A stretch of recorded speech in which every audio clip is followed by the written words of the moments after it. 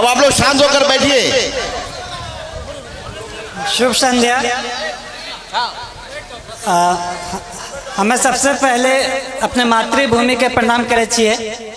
यहाँ पे उपस्थित सारे लोगों के नमन करे छिए। हमरो नाम शुभम कुमार छे। हमरा ठेठी उतना अच्छा ना आवे छिए।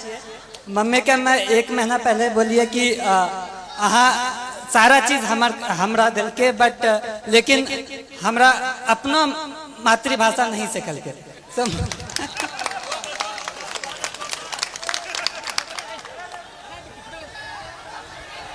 आप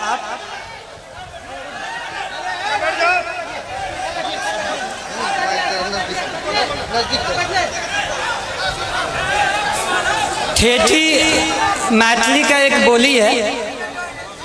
आप अपने बच्चों को सारा लैंग्वेज सिखाइए। आप ठेठी भी सिखाइए, हिंदी भी सिखाइए और इंग्लिश भी सिखाइए।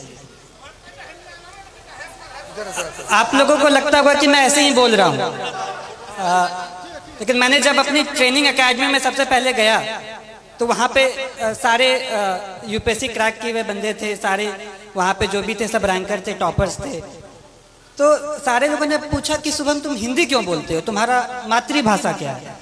तो हम बोले कि मातृभाषा ठेठी है, वो कभी सीखे ही नहीं। सो वहाँ पे सारे लोग बोले कि उनकी तो हिंदी तो दूसरी भाषा है। सारे लोगों का कुछ ना कुछ उनका खुद का भाषा होता है और वो उस पर गर्व करते हैं।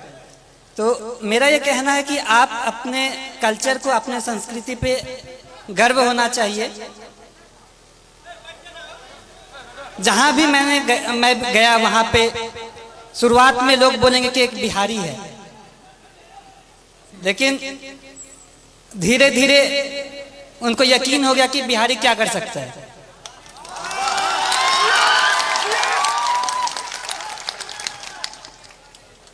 वो बोला कि बिहारी ऐसे बोलता है।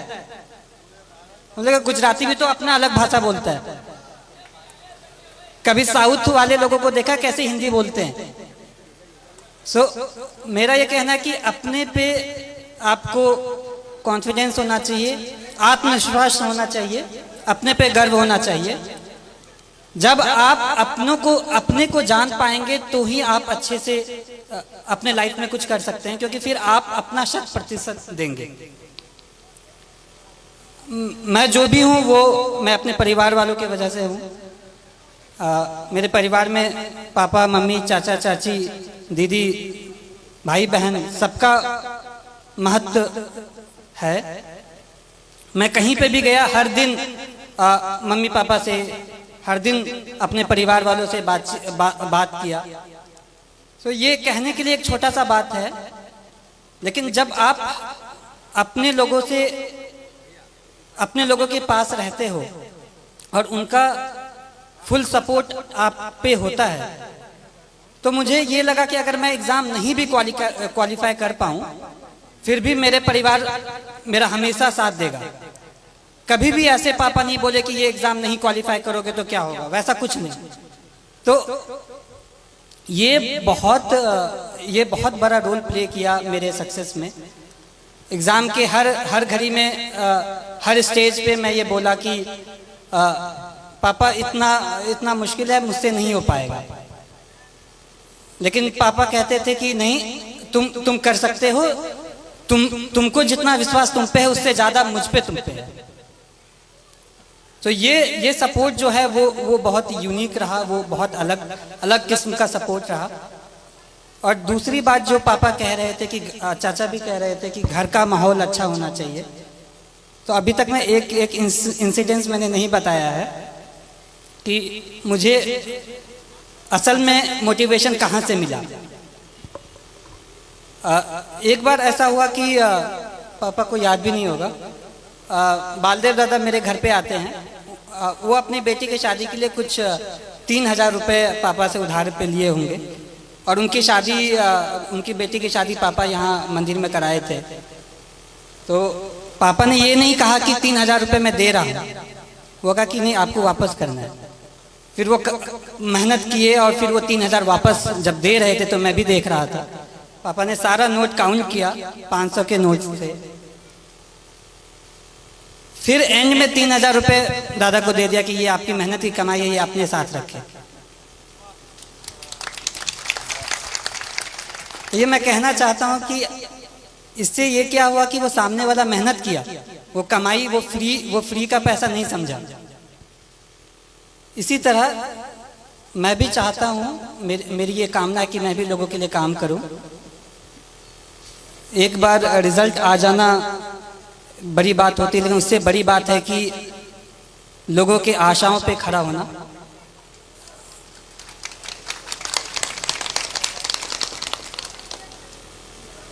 मैं भगवान से प्रार्थना करता हूँ कि मुझे इतनी शक्ति दे कि मैं हर लोगों की आशाओं पे खड़ा उतरूँ। इसके अलावा आप जो भी रहें, लेकिन सबसे पहले आप आदमी अच्छा बने।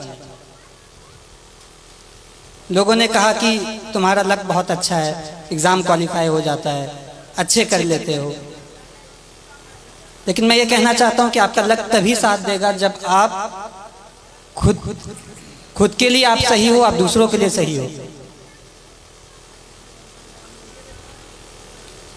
आप दूसरों की मदद करें,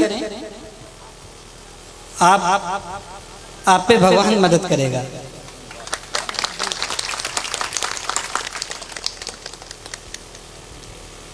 छात्रों के लिए मैं ये कहना चाहता हूँ कि जैसे बचपन में मुझे लोग कुछ कहते थे कि बहुत जिद्दी है, मैं अब कहता हूँ कि जिद्दी है तो ठीक है, मैं ये करूँगा, मैं करके दिखाऊंगा। ये जिद भी बहुत अच्छी चीज़ है।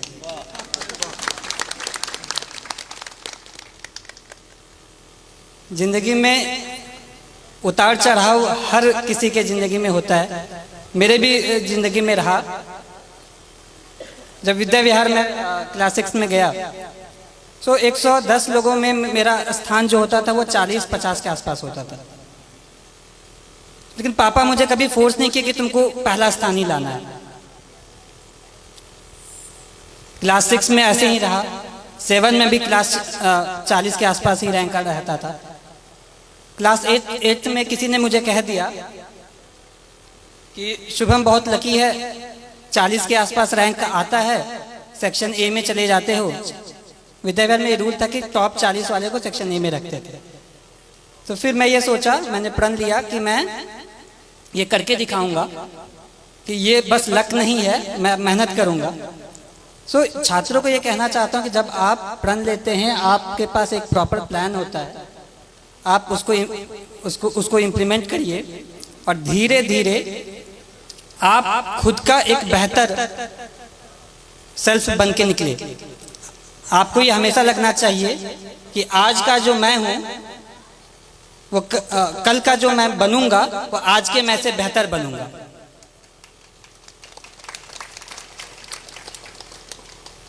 जिंदगी बहुत चीज़ सिखाती है, संघर्ष बहुत चीज़ सिखाता है, और लाइफ के हर फेज में हमारी कोशिश ये रहती है कि मैं अपना एक बेटर सेल्फ बनूं, मैं इससे भी और अच्छा बनूं, और मेरा भी यही रहेगा।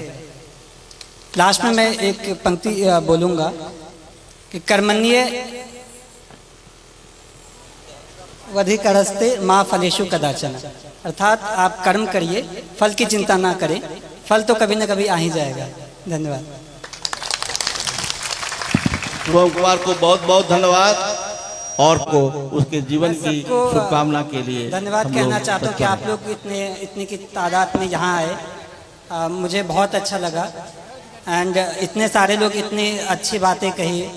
मैं ये विश्वास दिलाना चाहता हूँ कि आप लोगों ने जैसा भी सोचा होगा उस पर मैं खरा उतरने की कोशिश करूँगा। धन्यवाद।